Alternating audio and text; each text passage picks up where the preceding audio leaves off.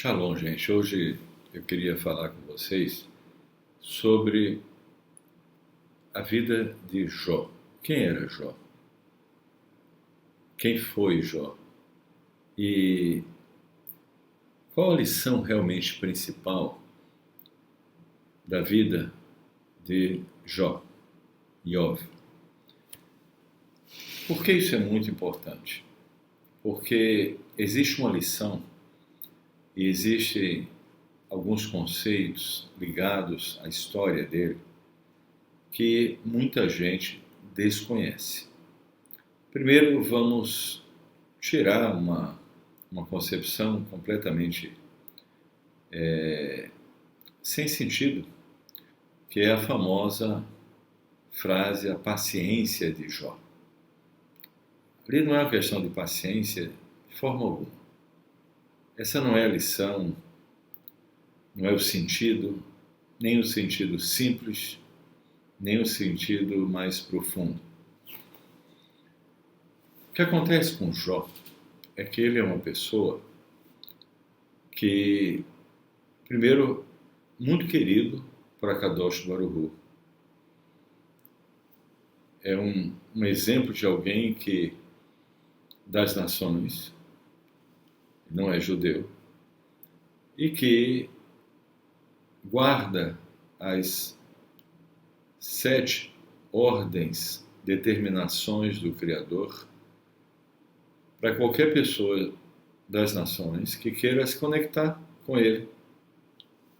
Então, Jó é um exemplo de uma pessoa das nações, muito querida por Hashem, que cumpre as mitzvot, Eshev mitzvot, obviamente, senão ele não poderia estar conectado com Hashem. E acontece que, além da sua conexão espiritual, Hashem abençoa ele de uma maneira muito abundante, né? A gente fala uma parnassá beshefa, muito, muito abundante. E chega um momento que o anjo acusador, ele vai diante de Hashem e para acusar Jó. O texto escrito não tem todos os detalhes. Nossos sábios, eles trazem o que realmente aconteceu.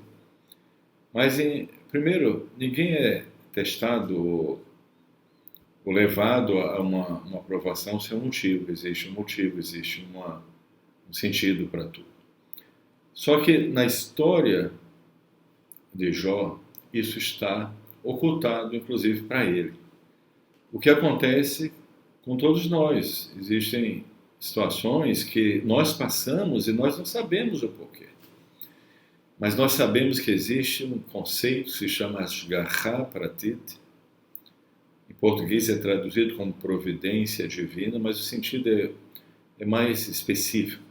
É supervisão, Ashgaha Pratit, específica, especial, que o Criador tem sobre toda a criação. A criação não está largada. Hashem, ele supervisiona tudo. Então nada acontece por acaso, não existe esse conceito, de repente aconteceu isso. Não é de repente aconteceu isso.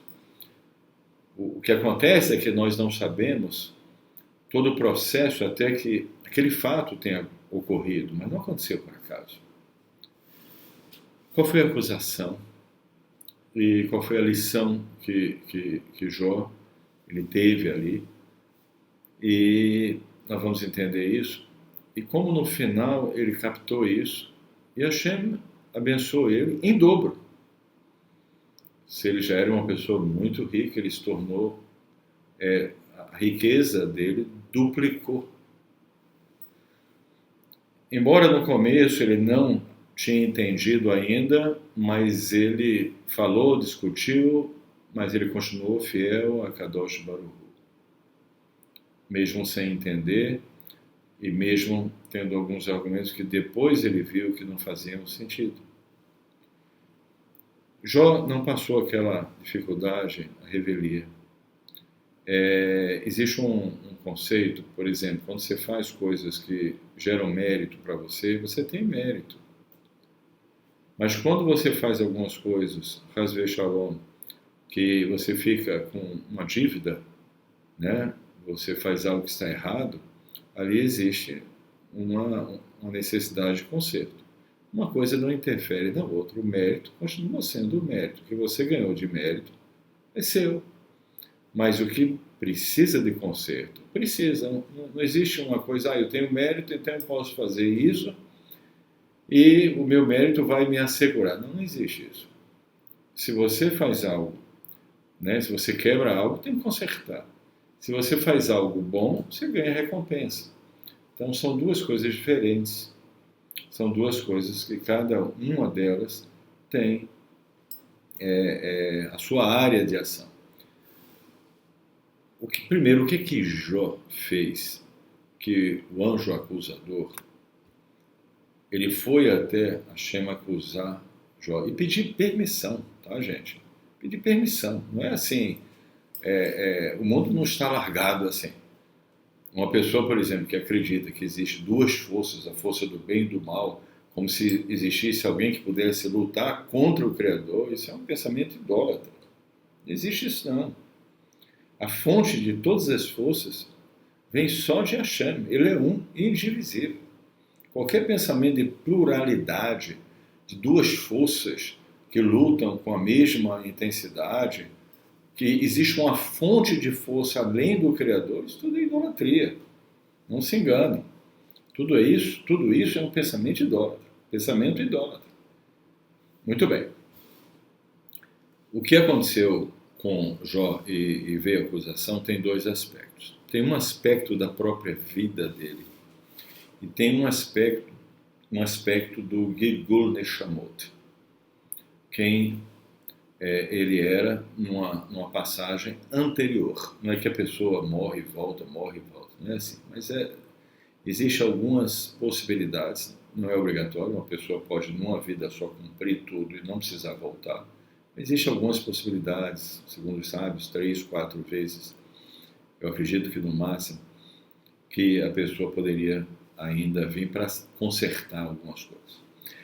Então, primeira coisa, vamos para o que aconteceu na própria vida dele.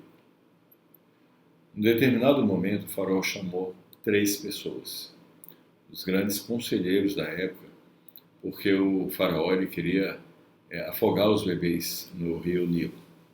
E ele chamou Jetro, chamou Balaão e chamou Jó.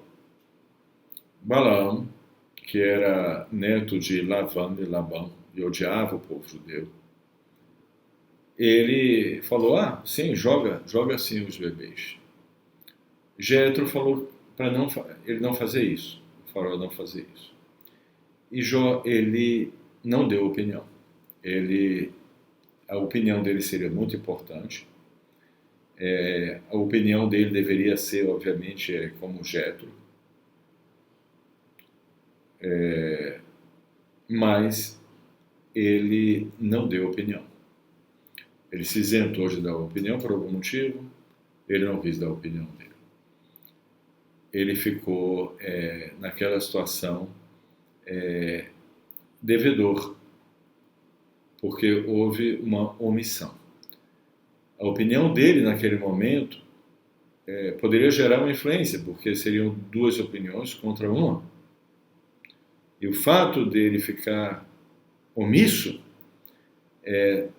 foi uma das coisas que foi usada pelo acusador para pedir permissão para afligir ele. A segunda coisa é que ele é o Gilgul Neshamot, segundo o Arizal, do pai de Avraham Avinu, Terach, que cometeu idolatria. Então, ele tinha um conserto para fazer. Então, essas 2 acusações, elas foram trazidas e a Kadosh Baruch Hu permitiu que ele fosse levado a essa aflição, a essa tribulação, a esse sofrimento, mas com limites. E, obviamente, você fala, mas o anjo acusador respeitou, ele tem que respeitar. Todo mundo tem que respeitar a Kadosh Baruch Hu. Não existe, só existe uma fonte de força, só existe um Deus, o Todo-Poderoso. Não existe essa coisa de duas, três forças.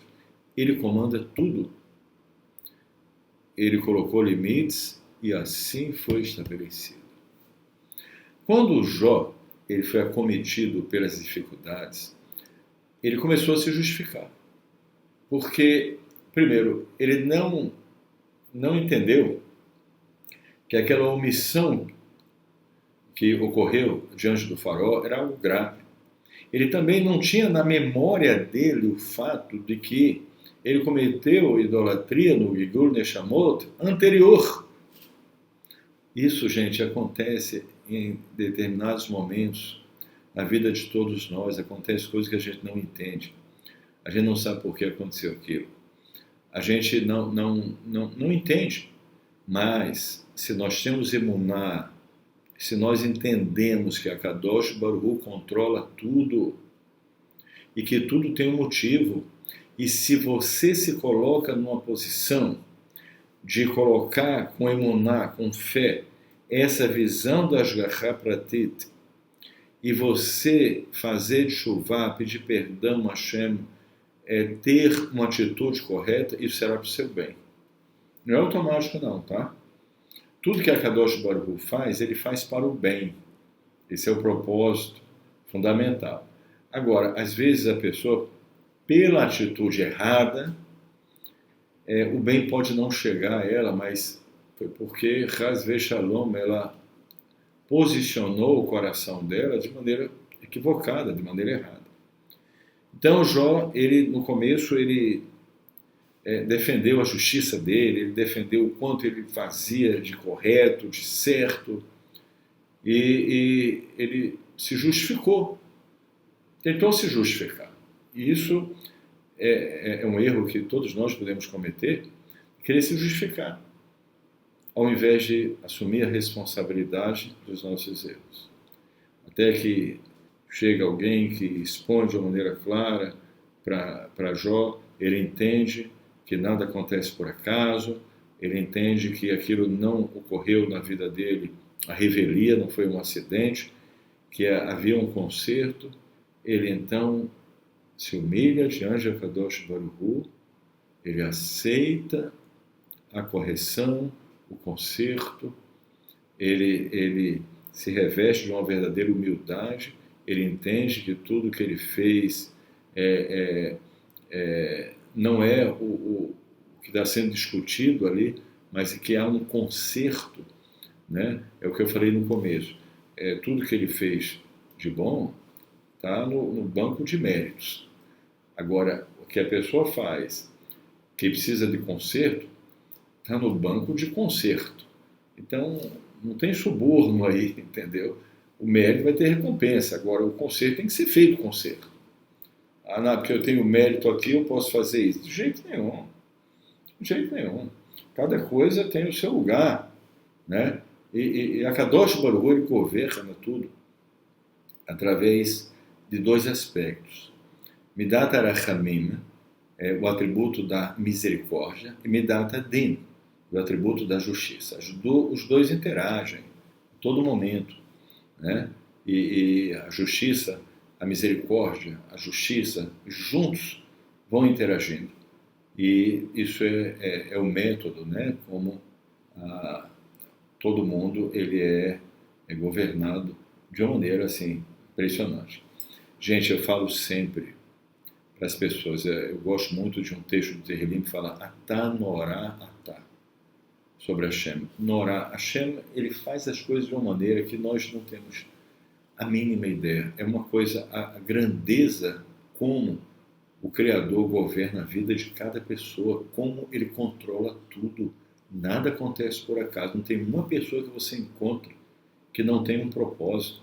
Isso é algo maravilhoso. A maneira como Hashem, ele controla tudo, a maneira como ele age é algo, a palavra norá, um dos sentidos, é algo assim muito impressionante que nós não temos condição de entender completamente. Jó reconhece, ele entende que ele precisa fazer de chuvá, que a Kadosh Baruch Hu é justo. Ele para de se justificar, ele aceita a Ashgaha Pratit, ele entende que Hashem é justo e nada é por acaso, ele faz chuvá, e o que a Kadosh Baruch Hu faz? Dá o dobro. Ele já era muito rico, ele fica 2 vezes mais rico. Tudo que ele tinha, ele ganha em dobro. Realmente ele era uma pessoa muito querida por Hashem. Eu queria terminar esse texto, gente, além de falar da Ashgaha Pratit. Todos nós, né, que nos convertemos, estamos vivendo o judaísmo com muita alegria. É algo maravilhoso, guardando as 613 mitzvot. Agora, todas as pessoas que optaram para serem Bnei Noach, Ben Noach, Abat Noach, valorize o seu caminho também. É um caminho muito especial. Olha a história de Jó, né? Uma pessoa que guardava essas mitzvot. Olha a grandeza dele, olha como Hashem considerava ele querido, né? Então, eu queria deixar essa mensagem para vocês, a verdadeira história e lição de Jó. Shalom para todos.